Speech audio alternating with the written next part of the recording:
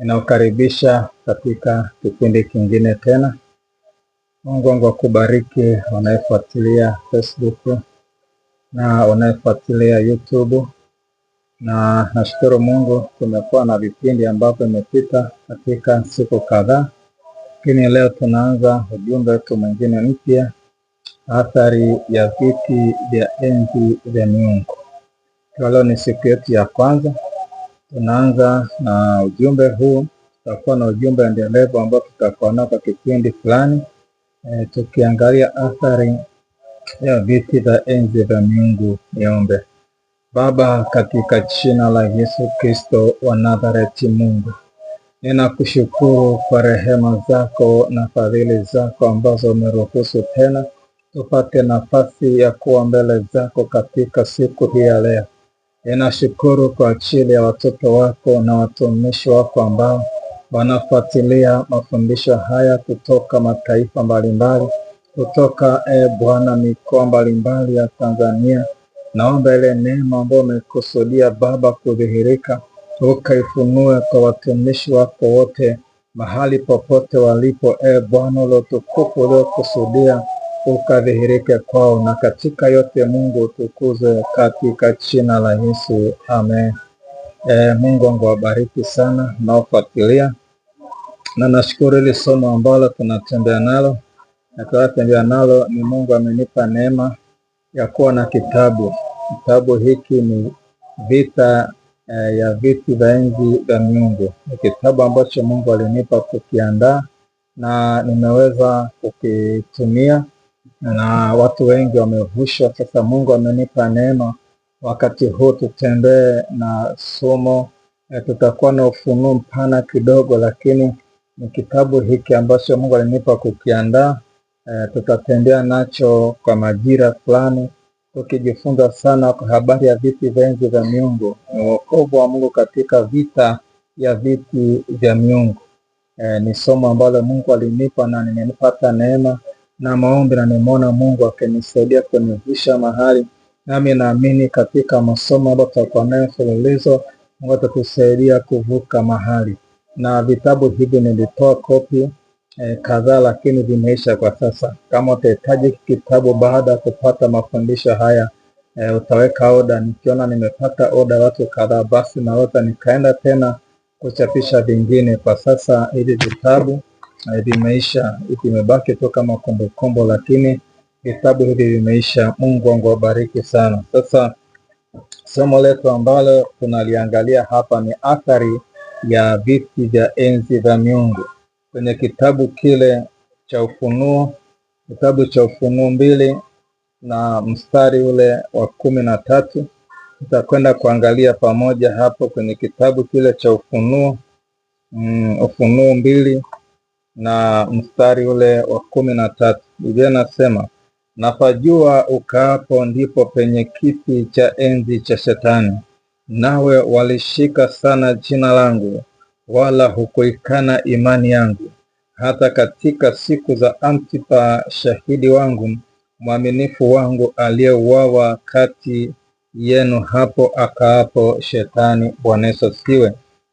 Hasa ni maneno ambayo Mungu anasema na kanisa. Alisema kipindi kile na kanisa la Pergamo, aliwasemesha kila ambacho kimefanyika, kwamba Pergamo kulikuwa na kiti cha enzi cha Shetani, na kile kiti kilileta athari hasa ya kuwa watumishi wa Mungu. Mmojawapo alikuwa Antipa. Antipa alikuwa ni shahidi mwaminifu wa Mungu, lakini vita ya kile kiti cha enzi ilimdondosha akafa. Na Mungu anashuhudia hapa kwamba mtumishi wangu Antipa amekufa hapo akaapo Shetani. Kwa hiyo ishara ya kwanza, mahali penye kiti cha enzi cha miungu kuna vita na watumishi waaminifu wanamtumikia Mungu katika roho na kweli. Hii ni ishara mojawapo tu ndogo kabisa ambayo ni rahisi kuiona, ni rahisi kuitambua. Hii haina uwe na maarifa mengi. Mahali ambapo kuna viti vya enzi kinabeba roho ya mauti, kinabeba kufisha makusudi ya Mungu, kinabeba kufisha wale watumishi wa Mungu wanaotembea na Mungu kwa uaminifu, wale watumishi ambao wanamcha Mungu, wanapenda kufanya mapenzi ya Mungu, wanapenda kufanya kusudi la Mungu, wanapita kwenye vita ya kiwango cha mauti. Kwa hiyo kusudi la kujifunza mistari hii, kujifunza somo letu hili ni kujua athari ya vita ya viti vya enzi vya miungu. Kutambua athari yake ni nini? Athari ambayo tumeona hapa ya kwanza ni kufisha watumishi wa Mungu. Sasa moja athari ni kwamba anaweza mtumishi wakawepo, lakini lile kusudi la Mungu la ndani likafishwa. Mtumishi anaweza akaendelea kutumika, lakini kuna vitu ambavyo alibebeshwa, vile vitu vinapigwa. Na unaona kuna watumishi wengi wanafanya kazi ya Mungu, lakini kuna mahali inatokea vita, ile kusudi linapigwa ndani yao. Sasa vita ziko nyingi na changamoto zipo tofauti sana, lakini ningetamani kuangalia athari ya viti vya enzi vya miungu mahali ulipo. Sasa viti vya enzi vya miungu vinaweza vikawa kwenye eneo, vinaweza vikasimikwa ndani ya taifa, vinaweza vikasimikwa ndani ya mkoa fulani, vinaweza vikasimikwa ndani ya kabila, vinaweza vikasimikwa ndani ya ukoo. Viti vya enzi vinaweza vikasimikwa ndani ya familia. Sasa tutaangalia kuona kwa kina namna gani viti vya enzi vinasimikwa, lakini namna ya kutoka kwenye athari ya vita ya viti vya enzi vya miungu.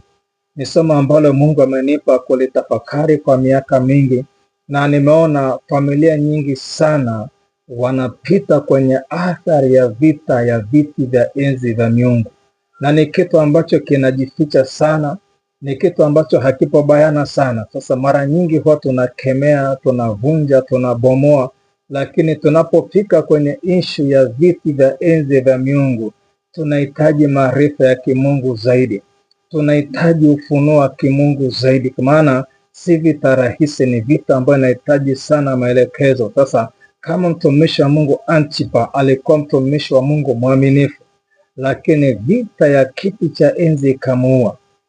Sasa ni kitu ambacho kinahitaji maarifa, inahitaji ufunuo.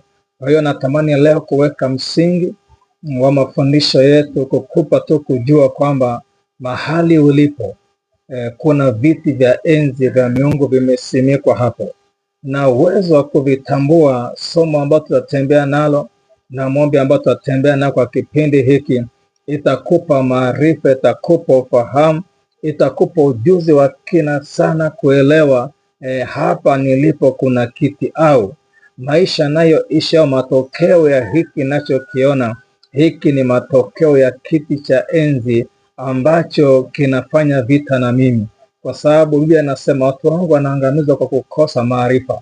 Sasa maarifa juu ya kushughulikia athari ya vitu vya enzi ni muhimu sana, kwa sababu unaweza ukaomba sana, ukakemea sana, ukavunja sana, lakini usione matokeo ya haraka. Kwa nini? Inahitaji maarifa. Kwa hiyo mapenzi ya Mungu katika majira haya, tutakuwa na vipindi virefu kidogo vya mfululizo wa maombi na masomo, maneno, masomo kwa ufupi na maombi, neno kwa ufupi na maombi. Sasa leo natamani baada tu kupata utangulizi kidogo, natamani tutapata maombi ya leo ya kujiweka wakfu kwa Bwana, ili tutembee na Mungu kwenye hili wingu, maana si wingu, si vita nyepesi. Utakwenda kujiweka wakfu kwa Bwana, utaweka wakfu familia yako, utaweka wakfu uchumi wako, utaweka wakfu kila kitu kwa Bwana. Kwenye kitabu cha Kutoka 32:29, Kutoka 32:29, Biblia nasema kwamba Mungu akasema, jiwekeni wakfu kwa Bwana leo, naam kila mtu juu ya mwanawe na juu ya ndugu yake, ili awape baraka. Leo nitarudia. Musa akasema, jiwekeni wakfu kwa Bwana leo, naam kila mtu juu ya mwanawe na juu ya ndugu yake, ili awape baraka leo. Bwana Yesu asifiwe. Kwa hiyo hatua ya kwanza kabisa ya maombi yetu ni kujiweka wakfu kwa Bwana. Sasa unasa mtumishi, kujiweka wakfu ni nini? Kama kuna viti vya enzi vimesimikwa kwenye familia, kwenye ukoo, kwenye kabila au eneo lipo kwenye taifa. Maana tunapita na watu kutoka mataifa mbalimbali, watu mnaotufuatilia kutoka Marekani, kutoka Uingereza, hapo mnaotufuatilia kutoka Australia na mikoa mbalimbali ya Tanzania na nchi kadhaa za Afrika Mashariki. Popote mahali ulipo ambapo unafuatilia, kama kuna viti vya enzi hapo vya miungu, ukiingia kichwa kufanya vita bila kujiweka wakfu kwa Bwana, vita inakuwa ni ngumu. Antipa, kuna kitu pale, aliingia vitani, hakuwa na maandalizi mazuri, ikampelekea mauti. Na Mungu amenifundisha sana kwamba unapoingia kwenye maombi ya viti vya enzi vya miungu, hatua ya kwanza ni kujiweka wakfu kwa Bwana. Maana yumkini uliweka wakfu na baba zako, uliweka wakfu na ukoo, uliweka wakfu kwamba uwe chini ya himaya hicho kiti cha enzi. Maana kwa lugha nyepesi kwamba kiti cha enzi ni mfumo wa kiutawala unaosimikwa ulimwengu wa roho na unadhihirika mwilini. Ni mfumo wa kiutawala, ni serikali kamili, ni mfumo ambao unafanya kazi katika ulimwengu wa roho na matokeo yanadhihirika mwilini. Ndio maana unaweza ukaona kwamba kuna ukoo wana aina moja ya maisha, ukoo mzima. Kuna kabila wana aina ya tabia fulani, kabila zima. Lakini kuna aina ya taifa, unaona ndioko Kenya, kuna aina ya taifa la Kenya ni tofauti na aina ya tabia taifa la Tanzania. Lakini ukienda pale Burundi, utaona watu wa Burundi kwa ndani ya ile taifa kuna aina fulani ya taifa, kuna aina fulani ya tabia ndani ya mkoa, ndani ya taifa la Burundi. Lakini ukienda hapa Zaire, hapo DRC Congo, utaona kwamba kuna aina fulani ya maisha ya taifa zima, kuna lifestyle fulani ya taifa zima. Inategemea ni mfumo gani wa kiti cha enzi umesimikwa unawajibisha taifa. Kadhalika hivyo hivyo, kuna mifumo inawajibisha ukoo, kuna mifumo inawajibisha kabila. Kwa tutakwenda, anasema kwamba jiwekeni wakfu kwa Bwana leo. Yaani kama uliwekwa wakfu, uwe chini ya himaya kiti cha enzi. Unapojiweka wakfu kwa Bwana, unatengwa ile wakfu ya miungu, unaingia kwenye wakfu ya Mungu. Kwa madhabahu ya Mungu inapata uhalali ya kukupigania utakapoingia kujitoa kwenye athari ya viti vya enzi vya miungu. Wakati unapita kwenye maombi, kama umejiweka wakfu kwa Bwana, hiyo vita inakuwa ni ndogo sana. Ulimwengu wa roho wanatafuta kukushambulia, lakini kama umeweka wakfu kwa Bwana, madhabahu ya Mungu inakutetea. Tunavyozidi kwenda takufundisha kidogo namna kujiweka wakfu kwa mapa, lakini leo tutafanya maombi. Na hatua ya kwanza kujiweka wakfu ni kuomba toba juu ya uhalali wowote wa viti vya enzi kuleta mashambulizi kwako. Ni toba juu ya uhalali wa viti vya enzi. Ikiwa kuna mifumo ambayo umeunganishwa naye kwa jinsi ya rohoni, na hiyo mifumo ina uhalali ya kukuzuia, ina uhalali wa kukubana, ina uhalali wa kukuwajibisha, tunapopata nafasi ya kujiweka wakfu kwa Bwana, tunampa Mungu nafasi ya kututetea, tunampa Mungu nafasi ya kutupigania. Ile vita ambayo nikutana nayo Antipa, Mungu anatusaidia kwamba tusipite kwenye vita ya kiwango cha moto kama Antipa. Mungu ni mwaminifu.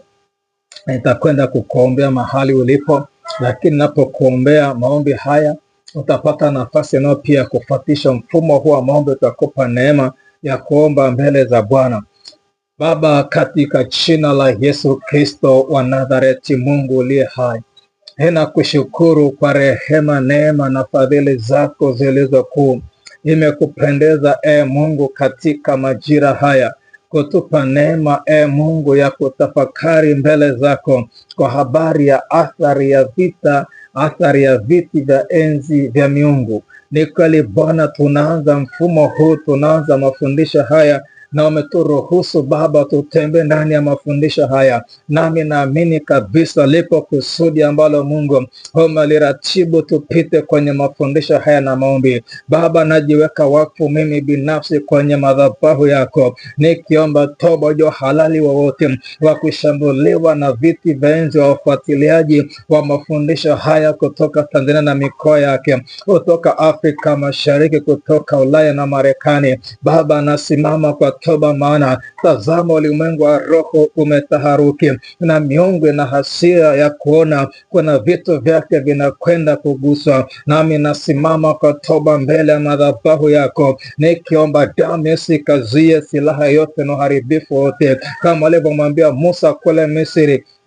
Wapake damu ya Pasaka, waichukue Pasaka na wakaipake kwenye malango yao, ili haribu asipate nafasi. Nami nasimama na damu ya Yesu, nikiomba damu ya Yesu Kristo wa Nazareti ikanifunike, damu ya Yesu ikafunike, Bwana, ikafunga malango yote ya kushambuliwa na vita ya viti vya enzi vya miungu katika jina la Yesu.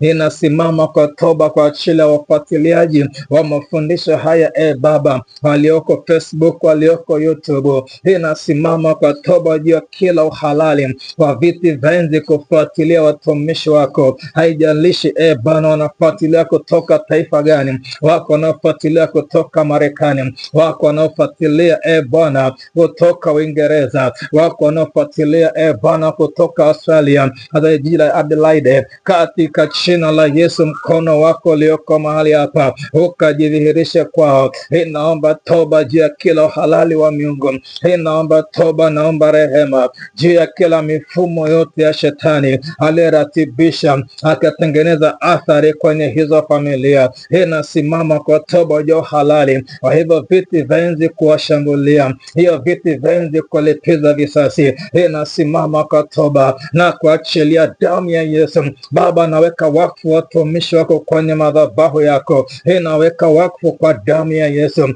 inaweka wakfu kwa damu ya Pasaka ya mwana kondoo Yesu. Inaweka wakfu Bwana kila mahali anapofuatilia mafundisho haya, inaweka wakfu kwa damu ya Yesu. Mkono wako wenye nguvu, mkono wako ulio hodari, Mungu watetee, mkono wako wapiganie, mkono wako wasaidie, mkono wako waokoe na uharibifu wote na machukizo yote katika jina la Yesu. Mamlaka yako iwatetee, mamlaka yako iwapiganie, mamlaka yako iwasaidia. Haijalishi Baba kuna athari gani imetokea kwao, lakini Mungu naweza kuwatoa kwenye hiyo athari ya viti vya enzi vya miungu, viti vya enzi vya miungu ya ukoo, viti vya enzi vya miungu ya kabila, viti vya enzi vya miungu ya taifa na miji wanaoishi. Baba, na watenga na hizo athari kwa damu ya Yesu. Inaweka wakfu kwenye madhabahu yako kwa damu ya Yesu. Lakini nasema wakashinda kwa damu na kondoo Yesu. Hiyo damu sikashinde vita zote za miungu kutafuta kuwashambulia, kutafuta kuwazia kutoka. Baba, tunajiweka wakfu na watumishi wako wote wanaofuatilia mafundisho haya. Inaweka wakfu kwa damu ya Yesu. Mkono wako wenye nguvu ulio hodari ukadhihirike Bwana ila mahali na kila taifa wanapofuatilia mafundisho haya. Nimeona kundi kubwa likifuatilia Facebook, nimeona kundi kubwa likifuatilia YouTube. Wote watakaofuatilia mafundisho haya, Baba, neema yako iwe juu yao. Inaweka wakfu kwa damu ya Yesu kwa ajili ya kujiandaa kwa safari ya kushughulikia athari ya viti vya enzi vya miungu. Mkono wako wafiche Bwana, nami ninaomba Bwana, anza kusema nao juu ya athari ya viti vya enzi vya miungu. Sema nao kwa mafunuo, sema nao kwa njozi, sema nao kwa neno la maarifa, ila anayefuatilia mafundisho haya hadi tunavyojifunza Bwana, ukaseme na watumishi wako ili wajue hiyo athari, wakaione hiyo athari, ili tuzishughulikie kwa mkono wako. Nami naruhusu mkono wako wa kuume wenye nguvu uende pamoja nasi. Nami naomba uso wako Bwana uende pamoja nasi tunapoweka msingi wa kuanza kutembea na mafundisho haya. Mkono wako pamoja nasi, tunajiweka wakfu kwako Mungu, katika jina la Yesu, kwa damu ya Pasaka ya mwana kondoo Yesu Kristo wa Nazareti. Asante Mungu, maana neema yako ipo pamoja nasi. Asante maana fadhili zako zi pamoja nasi Mungu. Ninakupa utukufu, ninakupa sifa. Asante maana Baba unakwenda kufungua macho yetu ya ndani, unakwenda kufungua masikio yetu ya ndani Baba, tuweze kuona kwa jinsi utakavyotuone, uweze kusikia kwa jinsi utakavyotusikia, ili Baba tusimame kwa maombi na kujitoa na athari ya viti vya enzi vya miungu, iliyo vita mauti ambayo inatufuatilia. Tushinde zile tunategotea nguvu katika jina la Yesu, kwa damu ya Yesu. Amen, amen, amen. Mungu wangu wabariki. Mnaofuatilia YouTube, basi kumbuka kusubscribe. Bado channel yangu bado ni changa, kwa hiyo nawakaribisha mweze kusubscribe, lakini mpate pia kulike.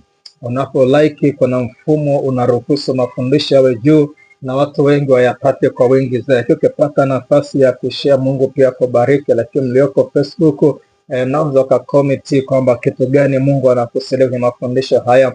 Lakini ukiweza kushare pia, unaweza kushare mafundisho yategea kwenye akaunti yako na marafiki zako pia watapata. Lakini unifuatia kwenye grupu la maombi, basi unaweza pia ukashare kwenye magrupu mengine, ili watu wengi wapate mafundisho. Ni muhimu sana kwa wakati huu. Mungu wangu wabariki. Amen.